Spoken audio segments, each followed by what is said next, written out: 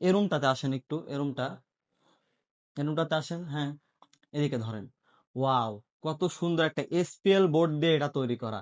এটা কিন্তু অ্যাক্রিলিক না, এটা এসপিএল, এসপিএল দিয়ে এটা করা একদম। আর এখানে যে আমরা বিটটা দিয়েছি সে বিটটা খেয়াল করে দেখুন, এটার দিকে একটু জুম করেন। বিটটা কিন্তু একদম কত স্মুথ, কত সুন্দর, একদম মিলে গেছে, একটু জায়গাও ফাঁকা নেই। পলিথিনটা যখন তুলে দেব তখন খুবই সুন্দর লাগবে। এদিকে আসবেন একটু।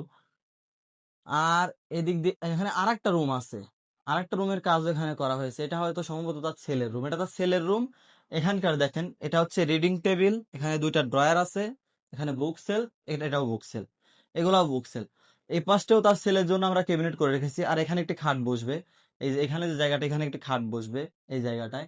আর এটাও দেখেন, প্রত্যেকটা রুমের জন্য আমরা আলাদা আলাদা করে কালার কম্বিনেশনের মাধ্যমে প্রত্যেকটা রুমে আমরা আলাদা আলাদা জিনিস ব্যবহার করছি, আলাদা আলাদা বোর্ড, কালারের বোর্ড। অবশ্যই একটু কস্ট বেশি গেছে, কারণ আলাদা আলাদা কালারের বোর্ডে একটু কস্ট বেশি যাবেই, এটা স্বাভাবিক। এই রুমটাও দেখুন, ওয়াও, অ্যামেজিং, খুবই সুন্দর একটি রুম। এটাও কিন্তু মানে তাদের একটি রুম। এখানে দেখেন, এটা রিডিং টেবিল, এটা হচ্ছে বুক সেল, এই পাশে ক্যাবিনেট। ক্যাবিনেটটা দেখুন, 3 পাল্লার একটি ক্যাবিনেট, কত সুন্দর। ওয়াও, সেম আমরা সবগুলো ক্যাবিনেটে এরকম ড্রয়ার ব্যবহার করেছি। ড্রয়ার গুলা খুবই স্মুথ, দেখেন, খুবই স্মুথ এই ড্রয়ার গুলা। এটা অবশ্য এখন আমাদের কাপড় চোপড় আছে, আমরাই মালিক পক্ষের আগে ইউজ করতেছি এটা।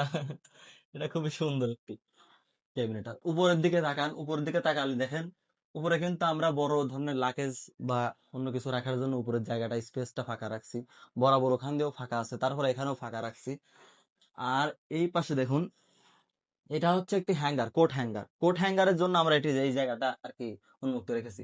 না কিন্তু পিছনেও কিন্তু আমরা মানে এসপিএল এর শীট দেওয়ার পরে, মানে সাদা যেটা, সাদা শীটটা দেওয়ার পরে আমরা পিছনে এটা করেছি, যাতে এক কথায় আমাদের এখানে কোনো রঙের ঝামেলা নেই, কোনো প্রকার কোনো রঙের ঝামেলাই নেই এসপিএল বোর্ডে। একটা জিনিস কি, যখন আপনি অ্যাক্রিলিক এবং এসপিএল দিয়ে কাজ করবেন, তখন আমাদের হচ্ছে কোনো প্রকার রঙের ঝামেলা থাকে না। বাট অন্য অন্য বোর্ড যেরকম বার্মাটিক সেগুন বা গর্জন বোর্ড দিয়ে যদি আপনি কাজ করেন, এখানে আপনার রঙের একটা কস্ট আছে, ওই গড়ে একই সমান হয়ে যায়। সেক্ষেত্রে এটা দিয়ে করা একটু এদিক দিয়ে আপনার ভালো। আর ওই বোর্ড দিয়ে করলে পরে ওটাও ভালো, বাট যার যেটা চাহিদা আমরা সেই অনুযায়ী কাজ করে থাকি। এই পাশেও দেখেন, আমরা আরো একটি বুক সেলফ তৈরি করে রেখেছি এই পাশে। দেখুন, একদম কর্নার বুক সেলফ, কর্নার বুক সেলফ, এখানে একটি খাট বসবে, সেজন্য আমরা এখানে কর্নার একটি বুক সেলফ তৈরি করছি।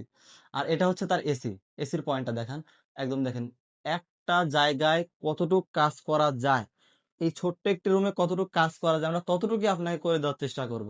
সেটা হচ্ছে আপনার যেখানে যতটুকু প্রয়োজন আপনি ইউজ করবেন কিভাবে, সেটার উপর ডিপেন্ড করে, মানে ভিত্তি করে আমরা কাজ করে থাকি।